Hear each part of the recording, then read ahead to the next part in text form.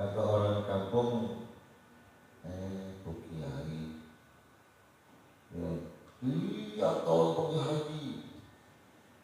Orang mah jangan dia mulu apa, pergi haji. Saya kini jangan begitu ongkosin. Atau bapak saya itu ongkosin. Dia mulu pergi haji. Itu mah jatah Kiai pergi haji buat pamer doang itu. Ya buat pamer doang. Padahal itu si Kiai pergi haji, pertama buat dirinya, kedua buat bapaknya, ketiga buat ibunya, keempat buat bapaknya itu orang yang ngomongin Kiai, yang berprasangka buruk sama Kiai.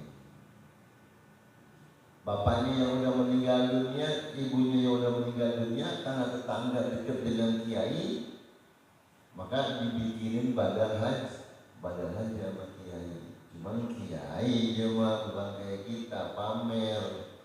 Kalau Kiai mah dia tahu ilmunya. Dia 30 kali pergi haji itu buat tetangga-tetangganya tuh yang udah pada mati meninggal dunia, ya yang belum pada berangkat haji ibadah. Hampir di kampung itu orang semuanya itu pada haji. Cuman yang pergi Kiai, ya, yang udah pada meninggal dunia itu semuanya rata-rata udah pada pergi haji semua. Masya Allah. Kita juga kalau punya rezeki boleh begitu. Boleh. Daripada kita punya duit, lantas anak bapak kita belum pergi haji, kita bayarin, kirimin ke orang. Belum tentu bagus kelakuan hajinya. Belum tentu yang membadalkan itu betul-betul melaksanakan badal hajinya. Tapi kalau kayak si Kiai tadi tuh, Masya Allah udah yakin dah. Karena memang beliau itu dikenal sebagai tukang haji. Dikatakan tukang haji tiap tahun pergi haji. Ya, cuman orang yang nggak tahu, orang yang tidak mengetahui etikot niat dan perilaku dari si Kiai selalu bersuuzon, berburuk sangka. Ya itulah namanya Kiai. Diburuk sangkain. Kalau preman mah nggak diburuk sangkain. Ya, emang udah buruk. Yang diburuk sangkain yang baik-baik, yang bagus-bagus. Ada baju udah kotor, diperiksa nggak? Lah kagak, itu dibuang-buang aja udah, dicomot-comot aja udah. Tapi kalau ada baju bagus, kita mau beli baju bagus, itu kita periksa nggak? Periksain, takut itu baju jahitannya minyon. Takut itu baju ada nodanya, makanya orang beli baju baru rata-rata dia beli buahnya, panjangnya, buahannya dia pilis-pilis, ya. Sampai ya sedikit dulu gitu, ya. Sampai jelas rasanya digoyang-goyang, miring-miring, ya. Itu Kiai,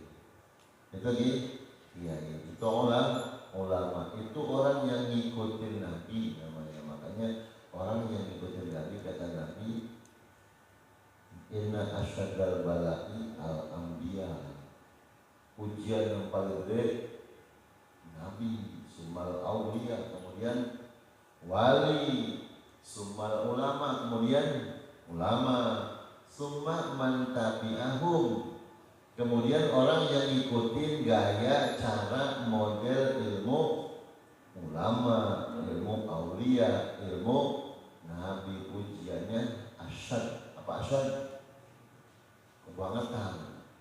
Itu ujiannya luar biasa, berat ujiannya. Makanya ini beliau minta kepada Allah, ya Allah, ini saya udah 33 kali pergi haji. Pertama buat saya, kedua buat bapak saya, ketiga buat umat saya.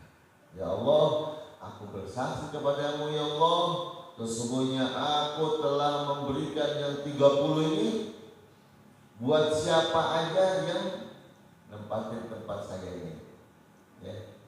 Saya duduk di sini, ketika wukuf saya duduk di sini, maka siapa saja yang menempati tempat saya ini, ya itu saya hadiahkan buat mereka.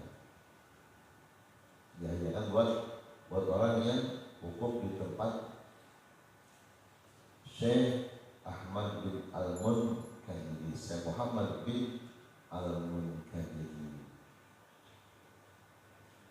Walam tataqabbal minhu, dan belum ada jawaban penerimaan tuh dari Allah Subhanahu wa taala. Maka falamma dafa'a ayyarajulun min Arafat, maka ketika meluncur menuju ayyarahala min Arafatin, ya, meluncur menuju ke seseorang dari Arafah. Ketika meluncur, Tuan Muhammad bin Al-Munkadiri sedang meluncur dari Arafah, ya, pulang dari Arafah, dia dipanggil, ya, Ibnul Munkadiri, Ibnul Munkadiri, apakah kamu memuliakan atas orang, apakah kamu memuliakan atas zat yang telah menciptakan kemuliaan dan kebaikan, demi zatku dan kemuliaanku, sungguh telah aku ampuni bagi siapa saja yang wukuf di Arafah sebelum aku menciptakan Arafah, jauh sebelum 1000 tahun. Arafahnya belum diciptain sama Allah, belum dibikin. 1000 tahun dari sebelum Arafah dibikin, itu Allah sudah berikan ampunan kepada orang yang nanti bakal wukuf di Arafah. Masya Allah, ini begitu sangat mulianya Arafah. Maka al-hajju Arafah, haji itu ya Arafah. Kalau belum wukuf di Arafah, belum haji. Ya. Jadi status kehajian itu, ya, di mana finishingnya? Di Arafah. Begitu wukuf di Arafah, maka itu namanya haji. Dan yang nggak ada wukuf di Arafah bukan haji, namanya umroh. Maka umroh nggak ada wukuf. Umroh nggak ada wukuf, adanya cuma tawaf dan sa'i serta tahallul. Wukufnya nggak ada, mabitnya nggak ada. Maka al-hajju Arafah. Dan disitulah Allah Subhanahu wa taala mengumbar pengampunan kepada siapa saja, ya, mengumbar pengampunan kepada semua orang yang melaksanakan wukuf di Arafah. Maka banyak kejadian-kejadian ajaib, kejadian-kejadian aneh di Arafah. Ada orang pengen mati meninggal dunia di tanah suci Mekah, pengen, karena kondisinya sudah parah sakitnya. Begitu wukufnya Arafah, dia minta maaf mengajar kepada Allah Subhanahu wa taala agar diampuni segala dosa-dosa dan kesalahannya. Biar ya Allah kami mati di Arafah ya Allah. Dalam kemudian badannya terasa seger-buger, sehat walafiat. Yang tadinya nggak bisa jalan, bisa bangun, bisa ngambil piring prasmanan. Ya, udah naik kursi roda kemana-mana didorong, dari tanah air udah didorong. Begitu wukuf di Arafah, lantas disiapin makan siang prasmanan di Arafah. Kemarin-kemarin di hotel makannya kalau kagak otak kambing, makan begitu, ya, makanan Arab segala macam. Ya, begitu lihat prasmanan di Arafah, ada sambal goreng, ada sambal goreng, ada lalapan, ada ikan teri, ada ikan asin. Begitu dia lihat nafsu, dia bangun, dia lari, kagak sadar dia lagi sakit. Setelah itu sehat, sembuh, seger, buger, kursi rodanya dilipat, nggak dipakai lagi. Ajaib. Ada orang seger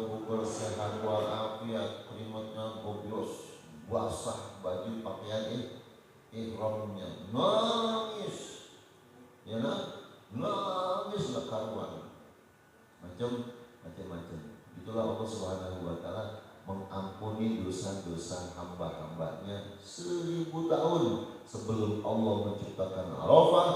Allah sudah akan ampuni dosa-dosa orang yang wukuf di Arafah. Ya, mudah-mudahan kita semua ini yang banyak dosa diberikan kesempatan oleh Allah untuk melaksanakan ibadah haji. Amin ya rabbal alamin. Kalau kita bersikukuh, kalau kita bersikeras untuk beli sawah kebun, kenapa kita tidak bersikukuh? Kenapa kita tidak bersikeras untuk pergi haji? Iya. Kalau kita bersikukuh, kita bersikeras, kepengen punya kendaraan mewah, kenapa kita tidak bersikukuh, kita tidak bersikeras untuk pergi haji? Kenapa kita bersikukuh melakukan dan mengikuti kegiatan menabung masa depan? Bersikukuh kita, tapi kita kenapa tidak bersikukuh menabung untuk haji? Insya Allah orang Indonesia saking banyaknya yang mau berangkat haji sampai nunggu kuota puluhan tahun. No problem, nggak masalah, ya, nggak masalah. Yang penting kita sudah bersikukuh, kita sudah bersikeras untuk dapat melaksanakan ibadah haji. Insya Allah ya, beberapa waktu lagi akan ada pelaksanaan ibadah haji Syawal, Zulqa'dah, Zulhijjah. Zulhijjah baru Muharram. Kita harus tergiur, kita harus tergiur untuk melaksanakan ibadah haji. Makanya kalau mau cari duit, cari yang banyak untuk ibadah, termasuk setor haji. Ada nggak di kepala kita cita-cita kayak gitu? Ada nggak? Tertarik kan kita kalau kita dengar informasi berita-berita tentang haji kita itu kira-kira punya kemauan nggak kira-kira? Hah? Jangan tinggi-tinggi. Iya, tinggi, insya Allah. Kalau udah ada kemauannya, nanti ditunjuki oleh Allah. Dalam keyakinan kita untuk haji, biar bagaimanapun saya bercita-cita untuk haji dengan cara kapal terus. Oh, emang intinya belum mesen beli, yang intinya kemesan. Baru naik kapal, dusin ya. Nah besok kalau tidur, sholawat dulu baca, biar kita pulas dalam sholawat. Jadi pulsnya dalam kita sholawat tuh. Mudah-mudahan itu dikasih gampang. Bukan nyampe pesawat doang, nyampe ke hadapan Rasulullah tahun 2018, 19, sholat Daud. 2018, 2019 itu masih 25, 24, 25 juta itu 15 hari. Sekarang 12 hari 30. Ya kan? 30 itu 12 hari. Yang masih itu 15 hari ya, 25. Masya Allah. Dia makan ke depan biaya makin mahal karena memang ya persaingan bisnis antar negara dengan ya beragam konflik yang terjadi. Efeknya kayak gitu ya. Efeknya efek peperangan, efek pemboikot. Rabbil fili